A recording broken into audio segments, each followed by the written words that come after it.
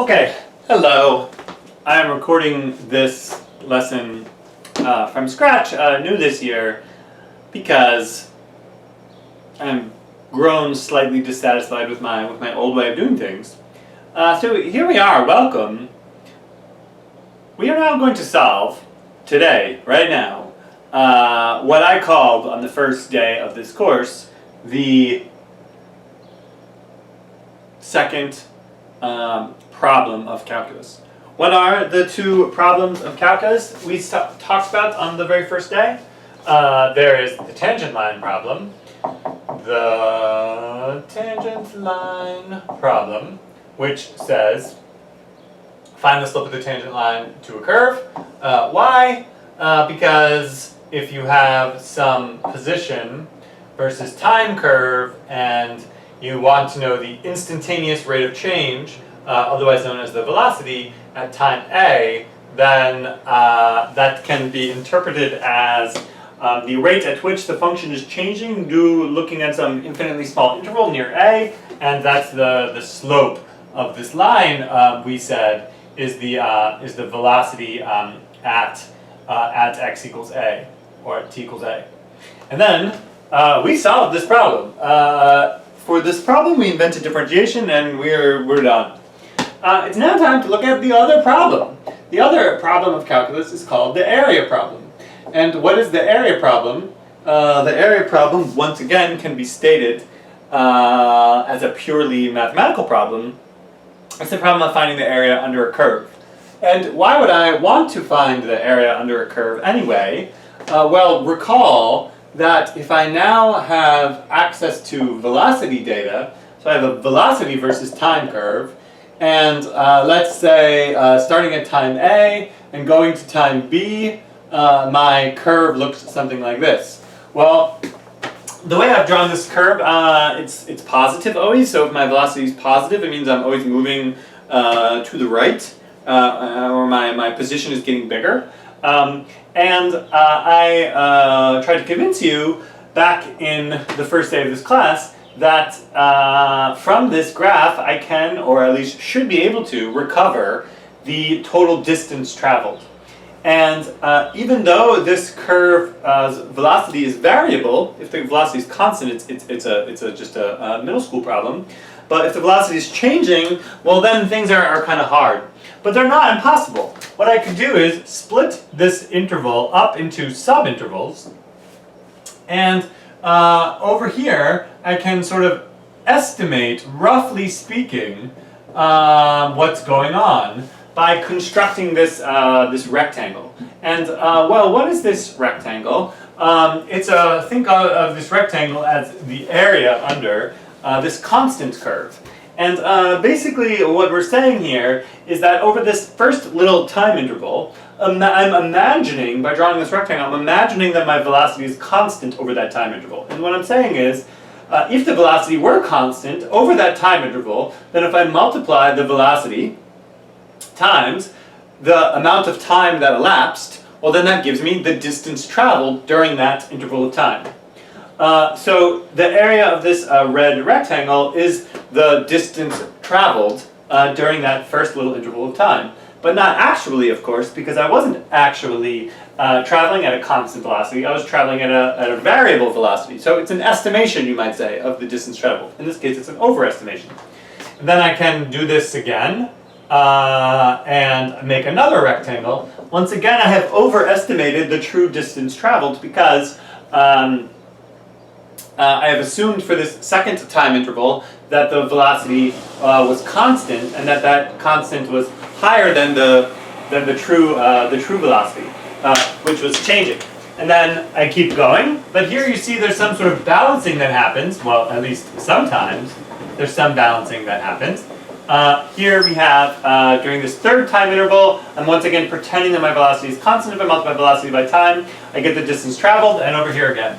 And so, whereas I've underestimated the true distance traveled over the first two time intervals, I've underestimated during the second two, and roughly speaking, the total area of these four rectangles will tell me, roughly speaking, the distance that some object has traveled with this varying velocity. And so we want to find the area under curves because if I know the rate at which some curve is changing, then the area under that curve will tell me like the total change or something like that. Okay, good. Of course, how could I make this estimate better is I could use more rectangles. And the more rectangles I use, the better my estimate will get. And you can think of, well, I'll stop there. Okay, so that was the area problem, and we didn't return to it for months, and now we have returned. So, without further ado, what I would like, what the people who discovered calculus wanted, was some algorithm to be able to find the area under sort of arbitrary curves. And for some kinds of curves, this is just very doable without any more advanced sort of techniques. And so let's see, how am I going to do this? I'm going to divide this board in half. So I want to see if this works. It might work. We begin. Let's take a very simple function. It's not so simple that we already know how to find the area under it. Something that we don't know how to do. So consider the function f of x equals x squared, or maybe it's even more casual to just think of it as the curve y equals x squared on the interval 0, 1. Okay, so I will make now some kind of picture of this. Yeah, so la la la, so there we go. That's 1, 1. And what does it look like? Alright, I should be able to freehand a parabola, but probably that's not so bad. Okay, so now, sort of dropping perpendicular here to enclose this region, what I really want is the area of this shape. This is not a problem that you learn how to do in like geometry, because it can't be done using simple geometric methods. And maybe now I'll just very, very sort of lightly in green shade the region that I want to find the area of. Okay, and if we were doing this live in class, I might ask right now, okay, what do you think this area is? And I guess it's going to be less than a half, right?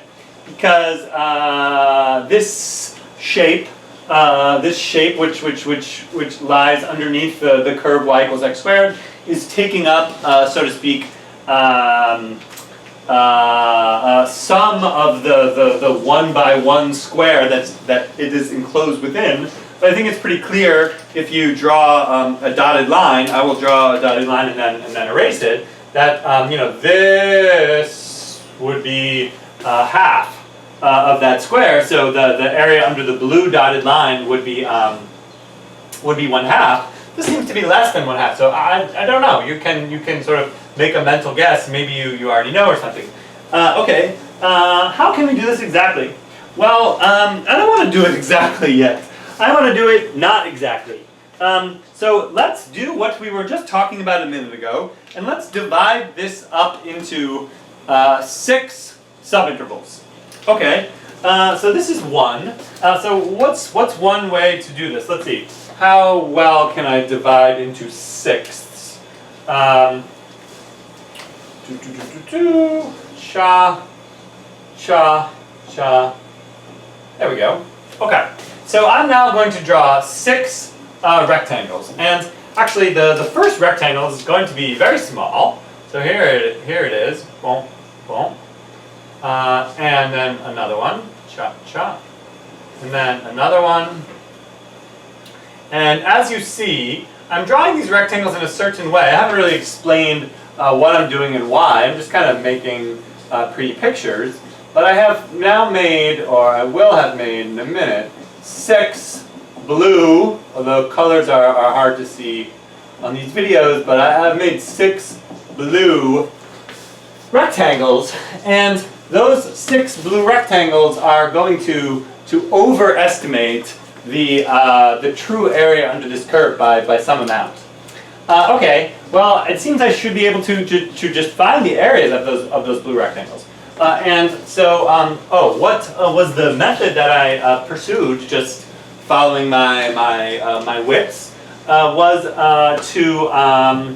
I took for each one of these subintervals, I took the point and I plugged it into, well, it's hard to explain what I did maybe, so I won't try. But this point is 1/6.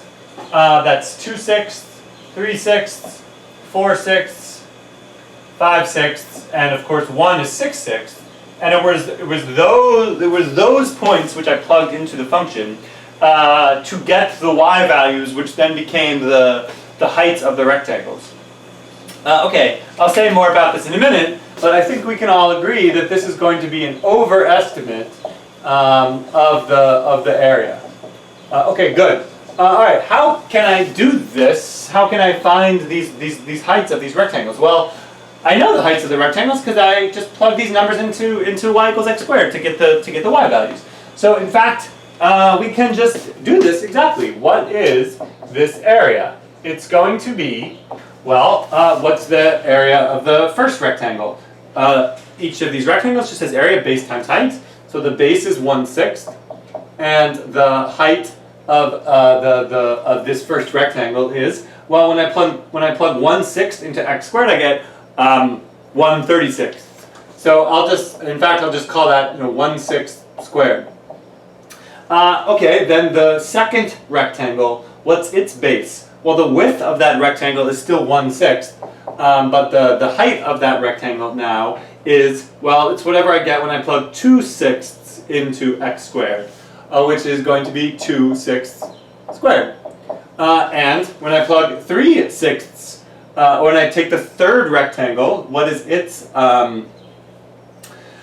area? Well, the base is 1/6, and the height is whatever I get when I plug 3/6 in. Okay, because my board is running out of space, I will ... the next couple, but I'm going to have 6 total rectangles, and the sixth one will still have width 1/6, but will have height. Okay, and I'm doing this in a sort of obnoxious way to stress the pattern here.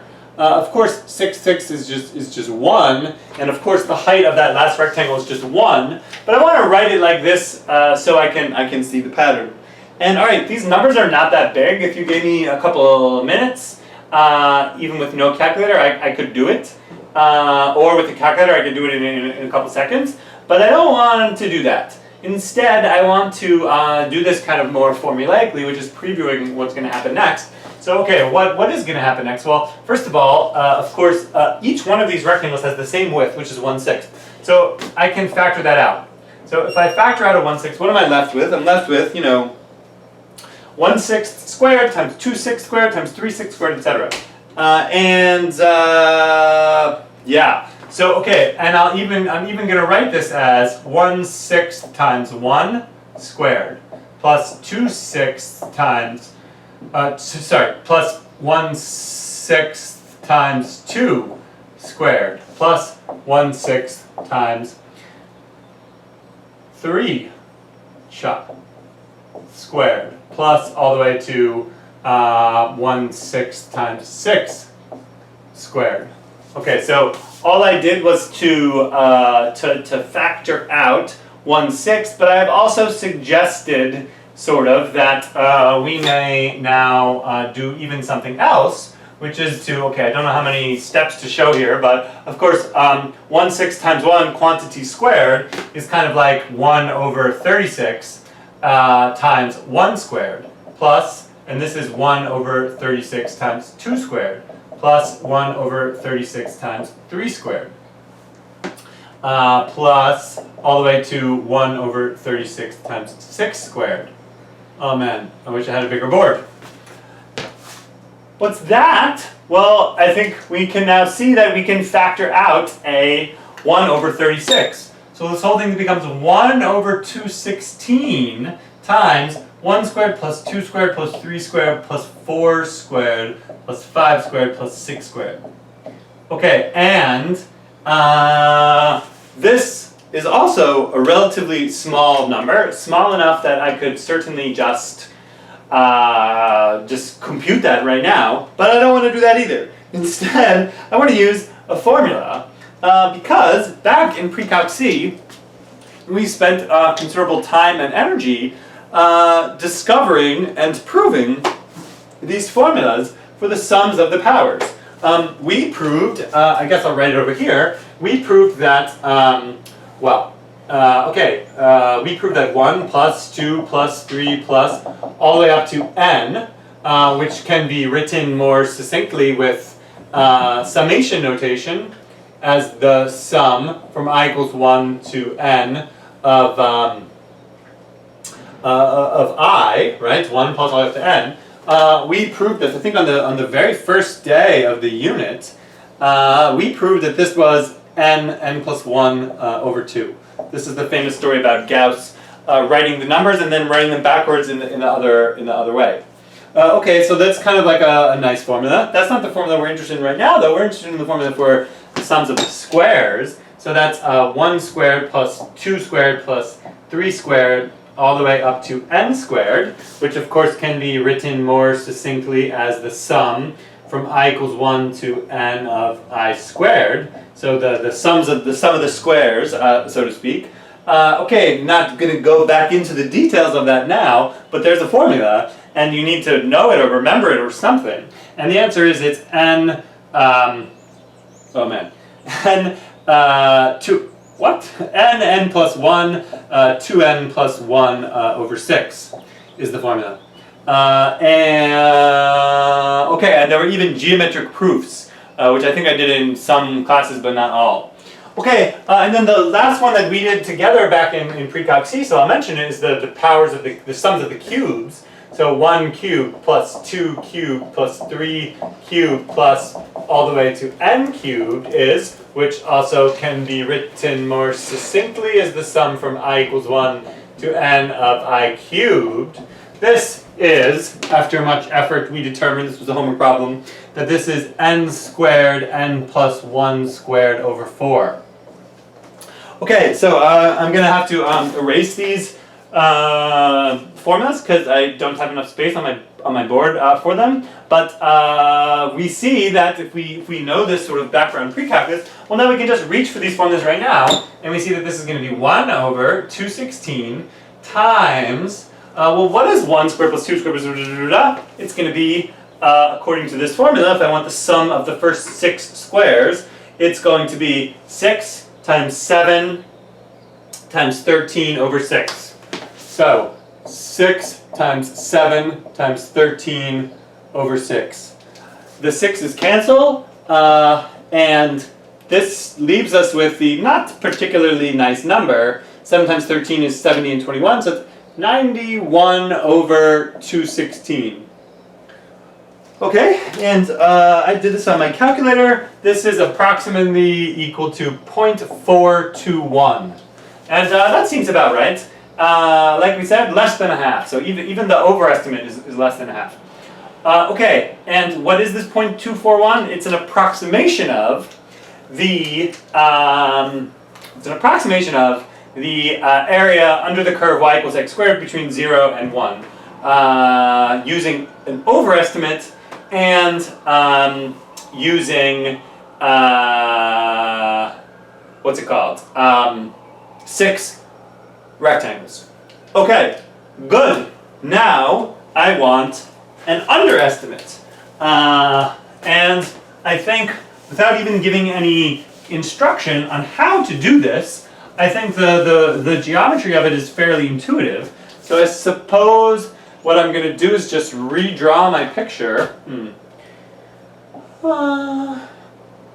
Never done this lesson before exactly this way. So I'll redraw the picture. That one was probably more accurate. It doesn't come up quite so fast. Well, freehand parabola sketching skills are not so great, but it's not terrible. So drop that down. And now, okay, what can I do? Well, for purposes of fair comparison, I suppose I should also use 6 rectangles, or 6 subintervals, so to speak. And so Okay, so now I will still split this up into 6. And yet now, if I want an underestimate, then perhaps it's easiest to see starting from here. Then I kind of want to do like that, right? Cha, cha, cha, cha, cha. So on that last little 6th, I will underestimate the true value. And once again, over here, underestimating the value. Underestimating the value. Underestimating and underestimating. And then something kind of happens interestingly for the so-called 6th rectangle. The 6th rectangle is like a degenerate rectangle that's just not a rectangle at all, because it's you know, like that, right? It's has height 0, because it just so happens that this function starts at the point 0, 0. Okay, and maybe now it's time to sort of say more explicitly what I've done. So clearly, this is an underestimate. Just from the picture, adding a little bit more theory to what's going on here, underestimate, to add a little bit more to the, and then this is 1/6, 2/6, 3/6, 4/6, 5/6, and 6/6. Okay. Well, whew, and we're going to calculate this in a second. But before we do that, something more general is going on here, which is over here, when asked, or at least I asked myself to come up with an overestimate, I sort of intuitively did a certain thing, which is I split the interval up into subintervals, and on each subinterval, I constructed the rectangle so that its height was the value of the function at the right-hand endpoint of the subinterval. That was a long sentence, but you're going to hear me say that sentence hundreds of times. This method this is affectionately known as RRAM. And what is RRAM? It stands for right rectangular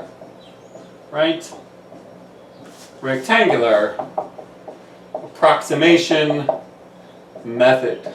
Oh yeah. The right rectangular approximation method.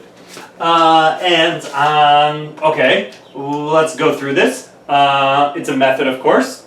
It's an approximation method because it's a method to approximate the area under the curve. It's a rectangular approximation method because we're approximating the area under the curve with rectangles. And here comes that sentence again. It's a right rectangular approximation method because on each subinterval, I construct the height of the rectangle, which is supposed to represent that subinterval, by considering the height of the function at the right endpoint of that subinterval.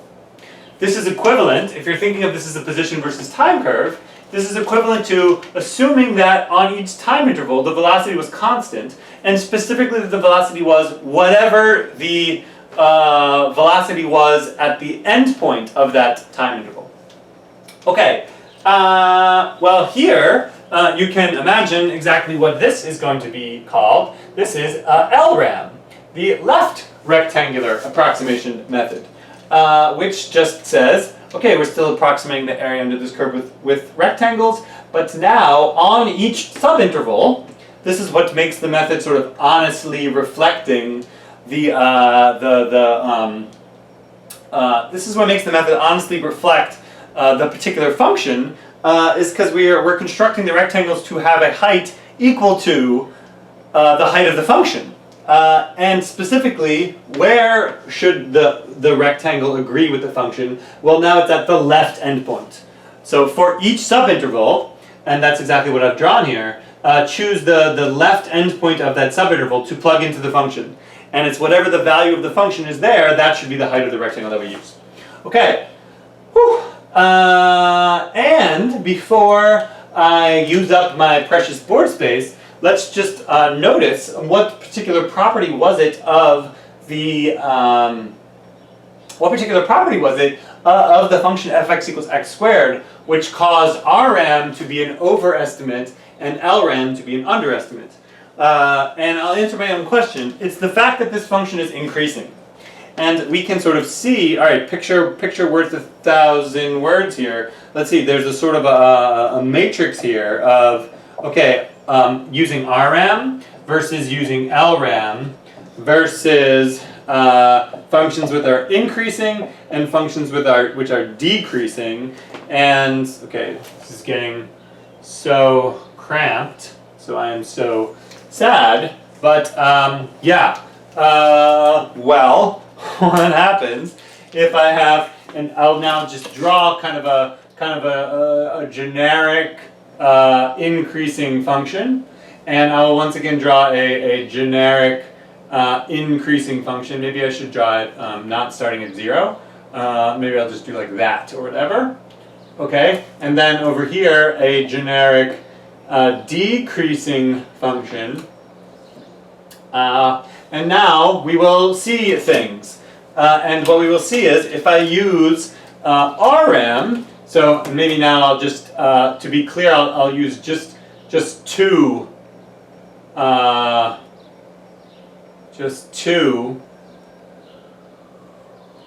rectangles. I think it's clear that the because this function is increasing, the right rectangular approximation method is going to overestimate the true area under the curve.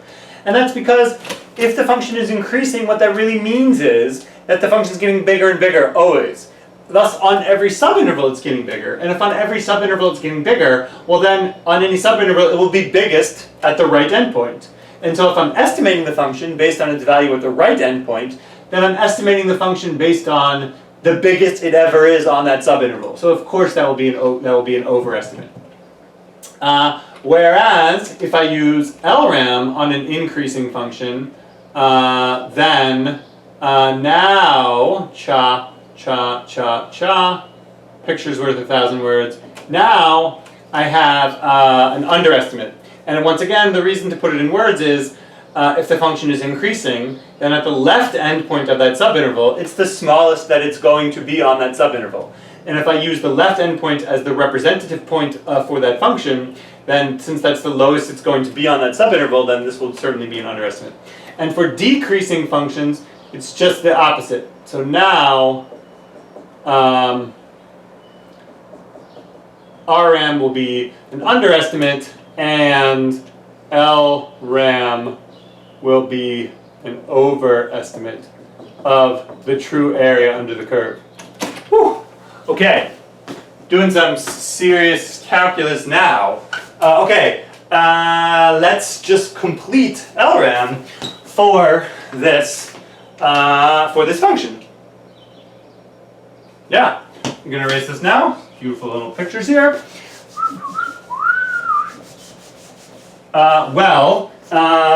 We can go, I think, a little bit faster because we've done this problem sort of already. What is the area under the curve here? It's going to be, or approximately, what's the area of these 5 blue rectangles, I should say?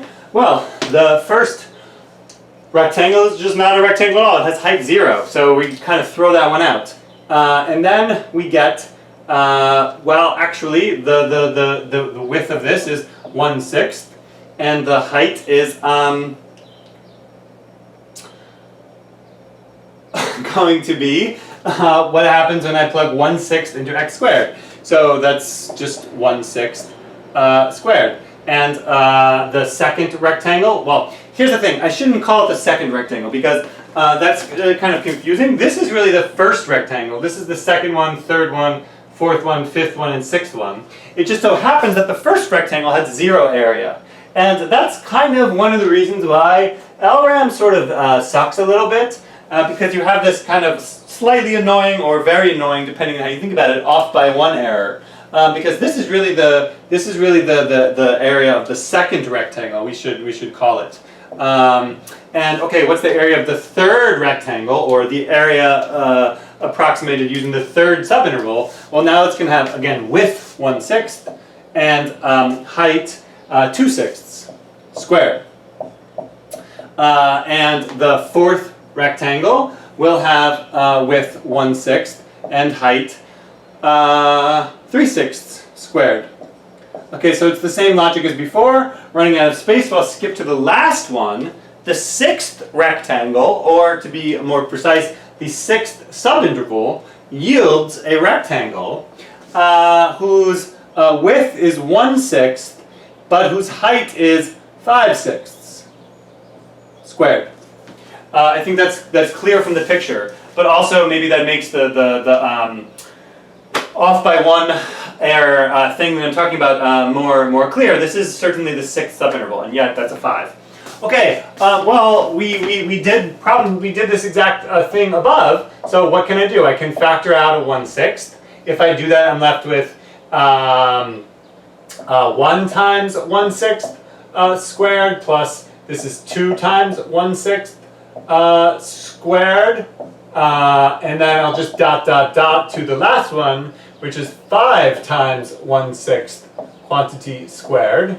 So I did 2 things at once this time.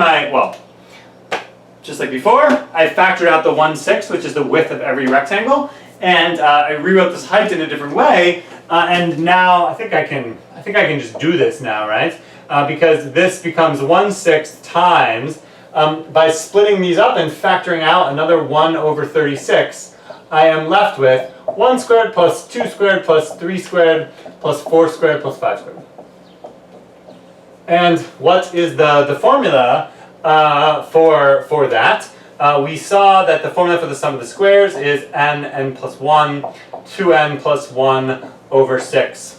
And so, a little bit in the way, but this becomes 1 over 216 times, what is 1 squared plus 2 squared plus 3 squared? Well, using the formula, it will be 5 times 6 times 11 over 6. And so what I get is 55 over 216. And I have calculated with the calculator that this is 0.254. Okay, and that is ballpark looking pretty decent actually. It looks like the sums of the areas of these blue rectangles adds up to about a quarter of that square. How long is this taking? That's not so bad. Okay, so we did a lot of deep stuff, and since this function is increasing, and since RM overestimates, and since LRM underestimates, I can now say something for sure. What I can now say for sure is that the true area under this curve, y equals x squared from 0 to 1, so this area, this thing that you still don't know the answer to, perhaps you have a good guess, must lie somewhere between 0.254, 55 over 216, and 0.421. Alright, now, based on your personality, you might consider that to be a good estimate or a bad estimate, and I have no comment about that. But what I will now say is, I think that there is a clear way of making this